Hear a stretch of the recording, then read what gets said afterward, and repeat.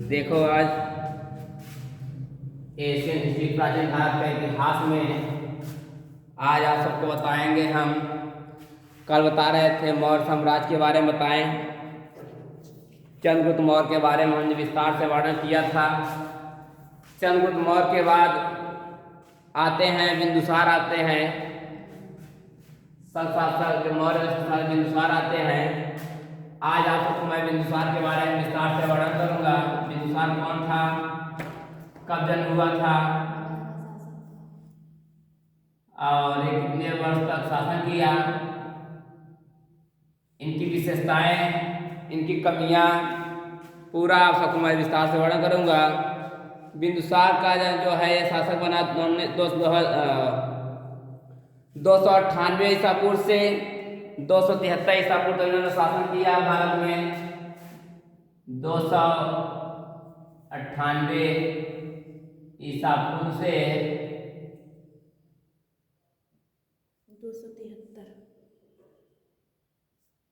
273 ईसा पूर्व तक इन्होंने भारत में शासन किए। और बिंदुसार जो चंद्रगुप्त मौर्य का बेटा था, यह जो बिंदुसार था चंद्रगुप्त मौर्य का पुत्र था। ये चंद्रगुप्त मौर्य का पुत्र बिंदुसार था।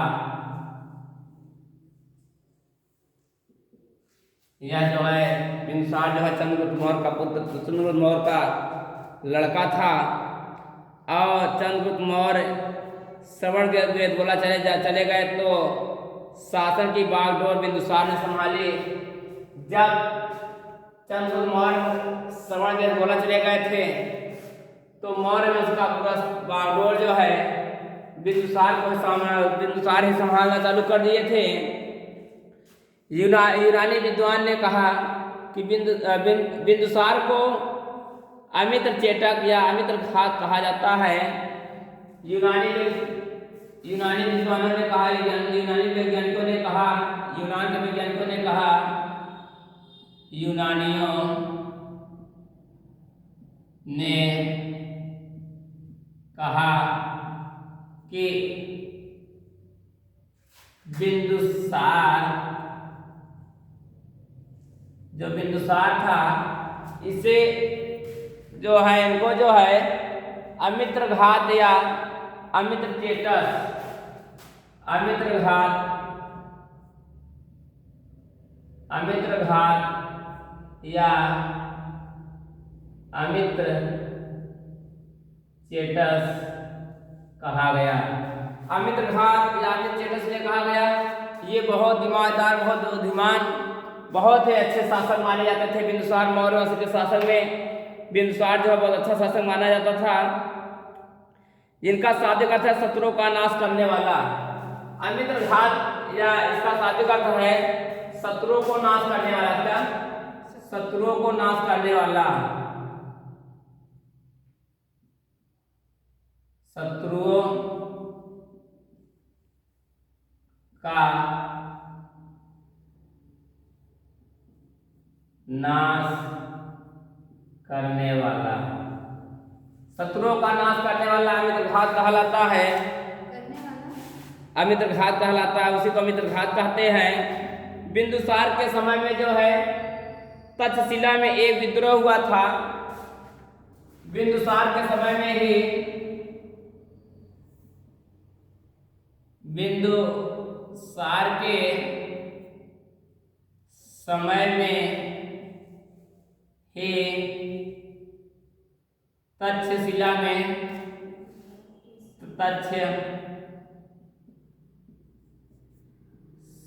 में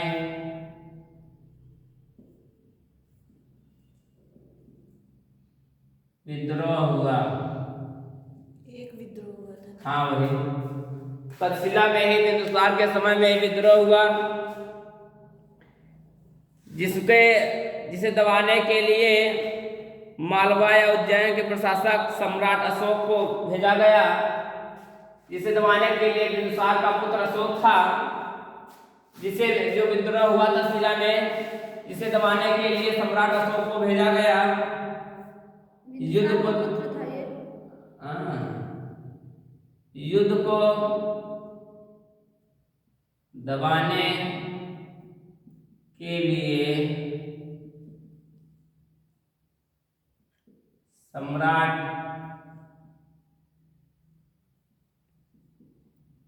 अशोक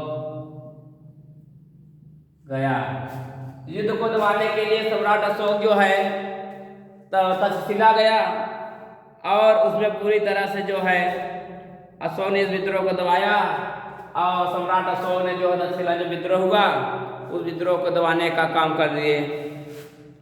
बिंदुसार के समय में ही सीरिया के शासक एंटियोकस प्रथम ने बिंदुसार के समय में ही सीरिया के शासक बिंदुसार के समय में ही सीरिया के शासक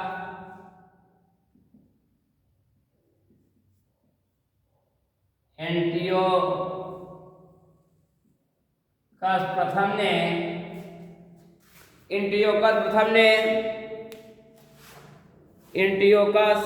ने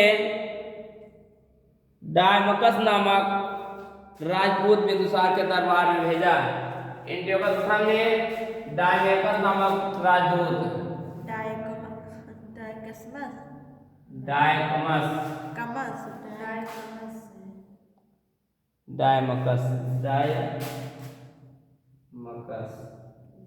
डायमकस नामक राजदूत भेजा। सीरिया के शासक एंटियोकस प्रथम ने डायमकस नामक राजदूत जो है भेजा, बिंदुसार के दरबार में भेजा। बिंदुसार के समय में वहां पर भेजा, बिंदुसार के दरबार में भेज दिया और बिंदुसार ने पत्र लिखा और एंटियोकस प्रथम से अंगूरी मदिरा। बिंदुसार ने एक पत्र लिखा, पत्र में क्या लिखा? एंटियोकस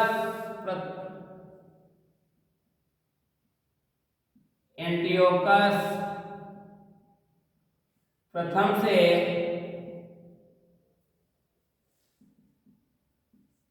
अंगूरी मदिरा जानते हो, नशा करने की चीज होती है, ठीक है, जो नशा करते हैं अंगूरी मदिरा, जैसे शराब वरा हुआ। हाँ, तो अंगूरी मदिरा जो बिंदुसार जो है डायमकस नाम के नाम एक पत्र लिखा और उन्होंने कहा कि अंगूरी मदिरा या अजीर और दार्शनिक की मांग की थी। अंगूरी मदिरा, अजीर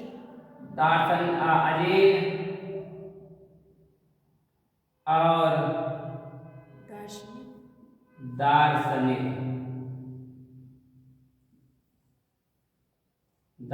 की मांग किया।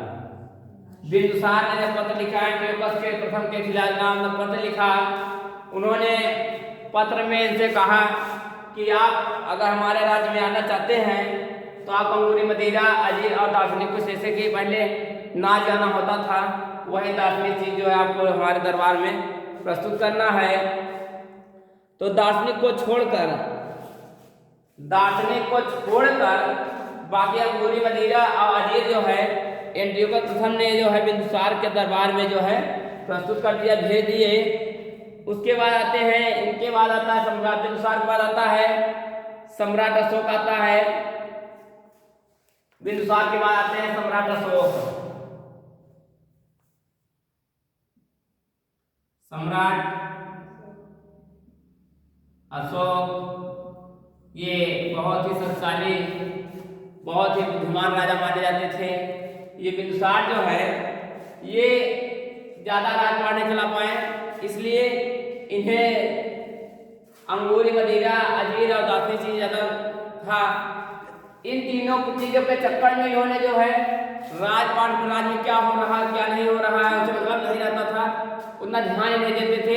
इसलिए जनता से नाराज होती गई और लास्ट में जो है जब सम्राट अशोक जो बड़ा हुआ तो वहाँ के लोग सम्राट अशोक को अच्छा समझे कि हमारा राजा बिंदुसार जी का सम्राट अशोक हो जाए तो ज़्यादा बेटर है। तो इसलिए उन्होंने जो है सम्राट अशोक को जो है राजा बना दिया। 273 से 232 ईसा पूर्व तक इन्होंने राजा रहे। 273 से 273 ईसा पूर्व से 232 ईसा पूर्व तक जो है ये हाँ मौर्य वंश के शासक रहे। देखिए चंद्रगुप्त मौर्य के बाद कौन आया? बिंदुसार। बिंदुसार पर कौन आ रहा है? सम्राट अशोक आ रहे हैं। बिंदुसार कब से कब तक थे? मौर्य वंश कब से कब तक था? मौर्य वंश का शासक कब से कब तक था? मौर्य वंश का शासक जो है 304 ईसा पूर्व तक, 304 305 ईसा पूर्व माना जाता है ये तो।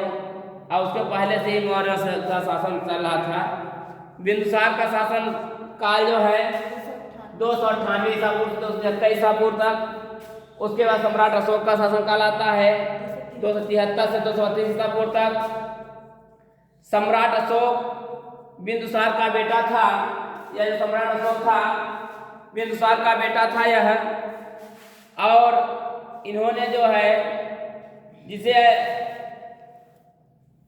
अभिलेखों में देवनागरी कहा जाता है, जो कुछ अभिलेख लिखा गया है उसमें इन्हें देवनागरी के नाम से जाना जाता है। कुछ इन्होंने जो है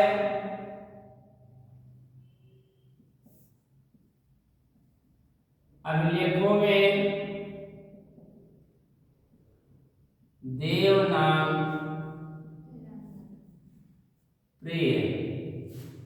देवनागरी के नाम से भी जाना जाता है। देवनागरी के नाम से जाना जाता है एक साथ है सब। और जबकि भांगड़ा अभिलेख में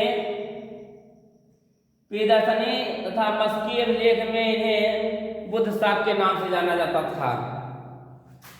एक लिख दे रहा मस्की अभिलेख लिख दे रहा हूँ, जबकि प्रियदर्शन तथा मस्की अभिलेख में इन्हें बुद्ध के नाम से बुद्ध शाक प्रियदर्शनी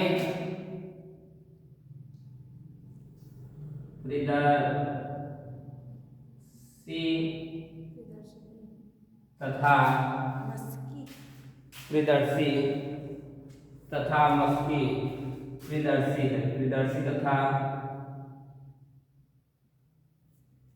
मस्की अभिलेख में इन्हें रुद्र शाक के नाम से जाना जाता था। बुद्ध शाक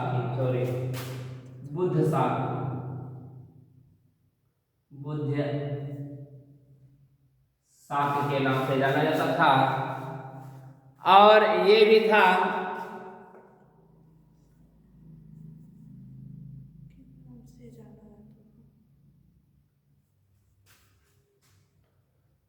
उसके बाद अशोक का राजाभिषेक 273 ईस्वी में पहली बार का राजाभिषेक होता है। और 273 ईस्वी में गद्दी पर बैठने के बाद जो है सम्राट अशोक की राजाभिषेक 4 वर्ष बाद अर्थात 269 ईस्वी में हुआ। 269 ईसा पूर्व में हुआ था। देखिए 273 ईस्वी में तो राजा बन गए थे, परंतु राजाभिषेक जो है 4 वर्ष बाद हुआ था। कितने वर्ष बाद हुआ था? 4 वर्ष। हाँ, राजाभिषेक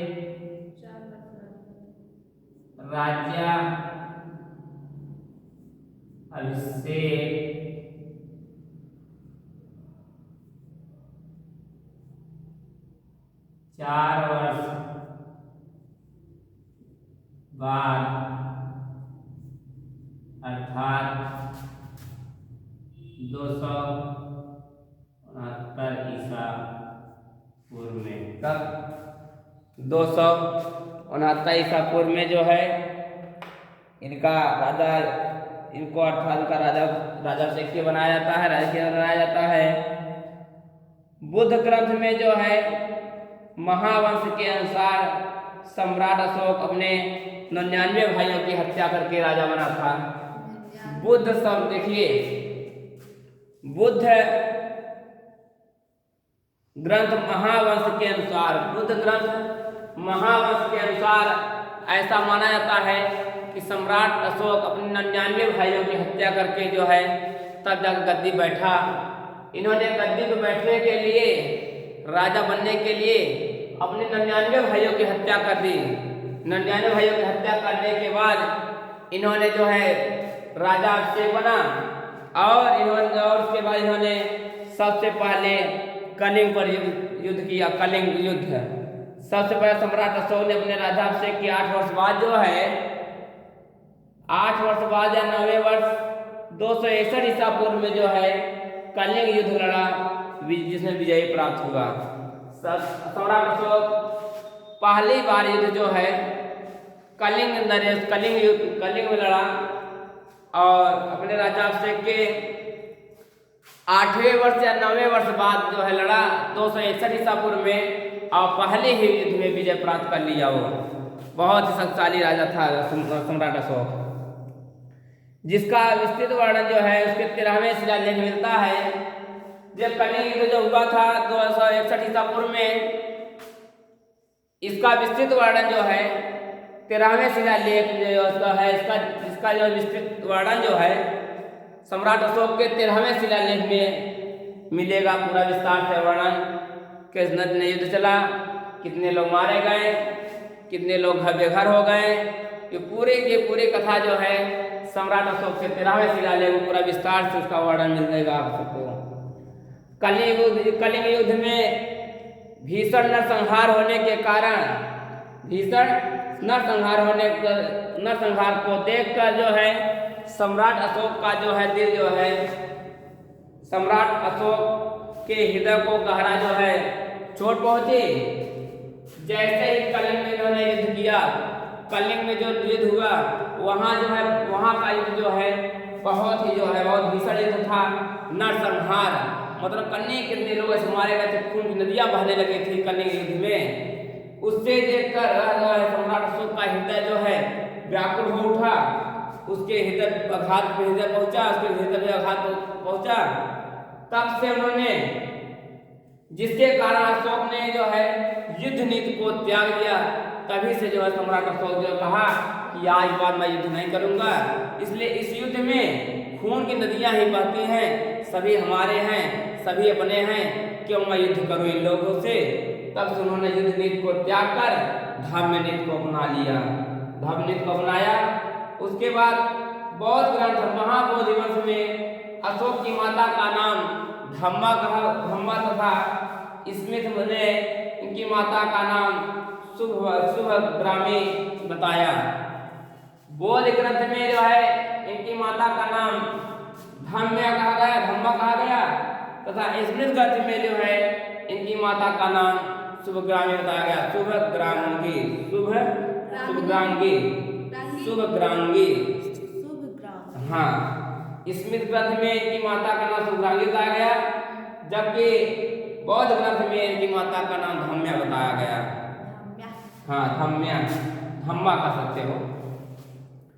उसके बाद अशोक का धर्म परिवर्तन हो गया। अशोक ने अपना धर्म परिवर्तन कर लिए, बहुत इंपॉर्टेंट था। अशोक पहले ब्राह्मण धर्मानुयायी थे। अशोक पहले जो ब्राह्मण धर्मानुयायी थे, बाद में जो है लेकिन कल्हड़ की राज रणवीर से यह पता लगता है कि वह शैव धर्म का जो है शिव का उपासक हो गए। भगवान शिव के क्या हो गए? उपासक हो गए, भगवान शिव की पूजा करने लगे। और अशोक अपने बड़े भाई सुमन के पुत्र निग्रोध के प्रवचन सुनकर उससे बहुत प्रभावित हुआ और उसने बौद्ध धर्म अपना लिया। उपगुप्त ने सम्राट अशोक को बुद्ध धर्म की शिक्षा दी थी। सम्राट देखिए क्या कहा, बुद्ध धर्म अपना लिए। जब उपगुप्त ने सम्राट अशोक को जो है बौद्ध धर्म की शिक्षा प्रदान की, जिसमें से इसी पता चलता है कि सम्राट अशोक जो है किस धर्म के अनुयायी थे। और इसकी आगे कल मैं आपको बता दूंगा। आप इतना नोट कर लीजिए, कल बता दूंगा इसे हम आगे के बारे में भी। सम्राट अशोक के धर्म कौन कौन से हैं, शिलालेख, अभिलेख, गुहालेख और जो चीज़ें बची हैं कल आपको विस्तार से समझा दूंगा। अभी और बचा है ना इसमें सम्राट अशोक में।